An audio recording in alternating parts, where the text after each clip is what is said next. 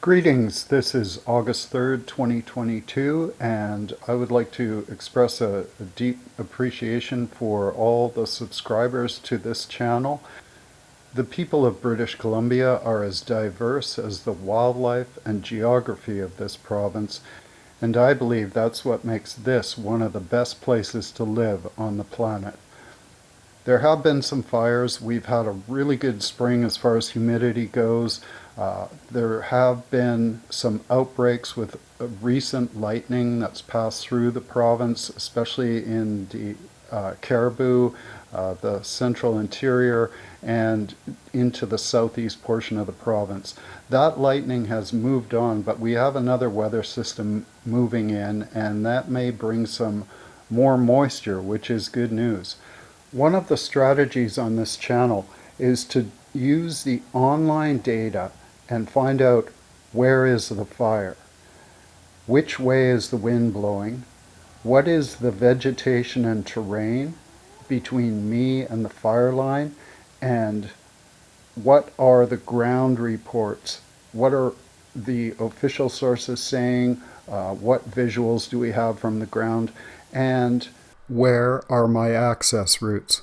What do I need to do to plan ahead in case I have to evacuate? So let's go first to the Fire Information Resource Management System. This is put out by NASA. There will be a link in the description below.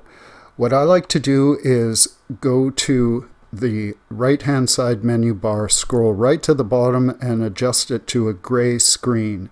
I have all indications from the satellites on, that's the VWIRS and the MODIS systems, to pick up any data available. They give you options to turn on satellite overlays, mapping, and to look at the fire progress over time. Due to the weather system moving in, we were not picking up infrared for a large portion of yesterday. However, this morning, we can see those red hotspot indications to the west of Penticton, north of Nelson, to the southeast of Cranbrook, and there may be more hotspots out there.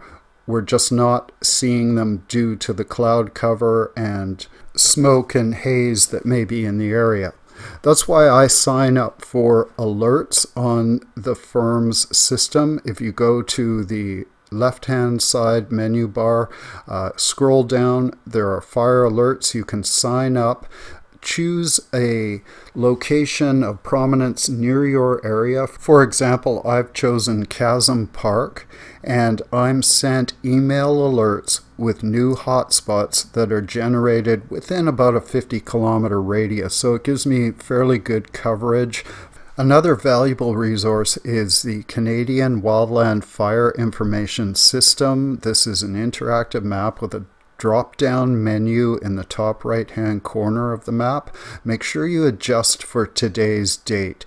This system uses an amalgamation of all the satellite data to create M3 hotspots, which may actually give us a better and more accurate indication of where hotspots might be. And they also include overlays to indicate where fire danger is. If we zoom out, we can see that the northwestern and central portions of the province are looking fairly green. There's some red indicated around Peace Country, and in the southern and southeast portion of the province there's a high fire danger, and these are color-coded so that you get a fairly good indication of where areas of risk are. Another valuable tool is lightningmaps.org. This is where we can watch lightning strikes in real time and get an indication of where fire may pop up in the future. It may take a couple of days after a lightning strike, and then if fuel is available and fire smolders, it can pop up with drier weather and when winds come in.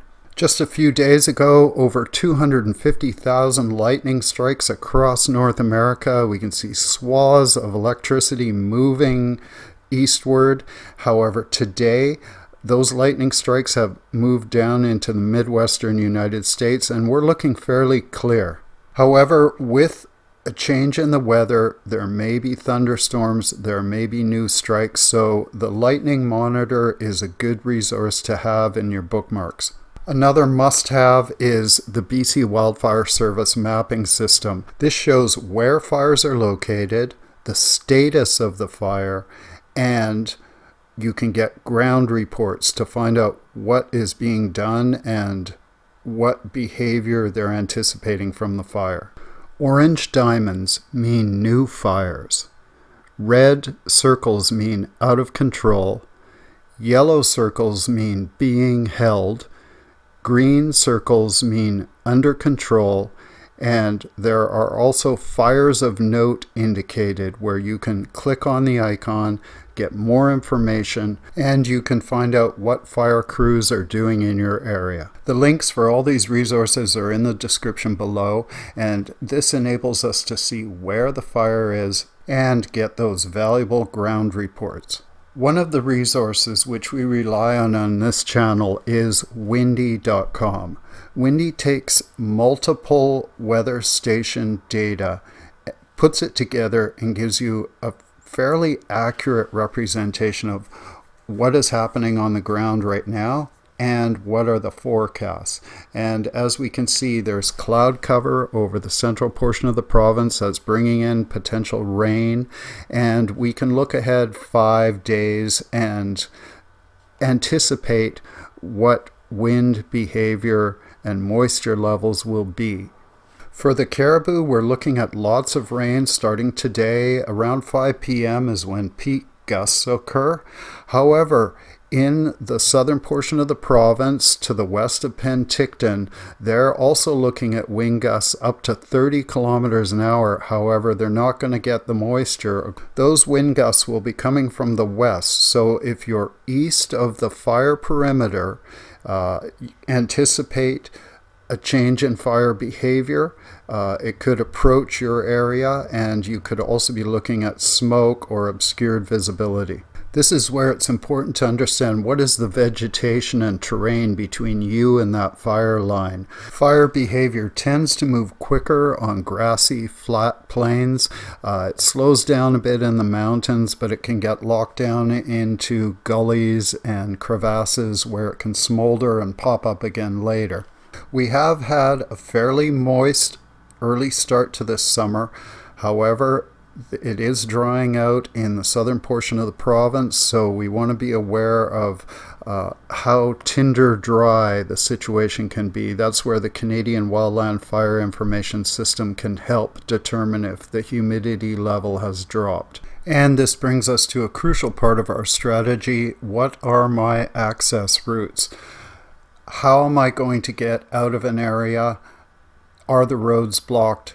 What routes are available? One of the resources I go to is DriveBC to find out what they're anticipating on roads where there's blocks.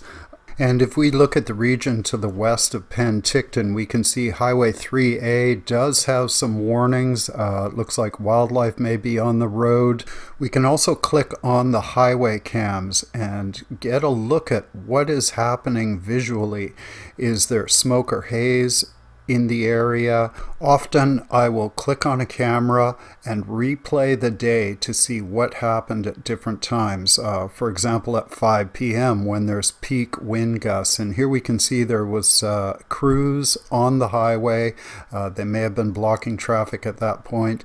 And this morning it looks quite clear. There is some haze in the background.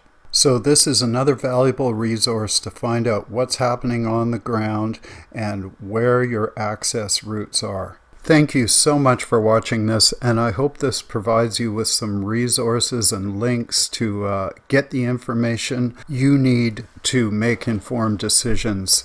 Again, watch for wildlife out on the roads, and a big thank you to all the wildfire crews out there doing such a fabulous job this year.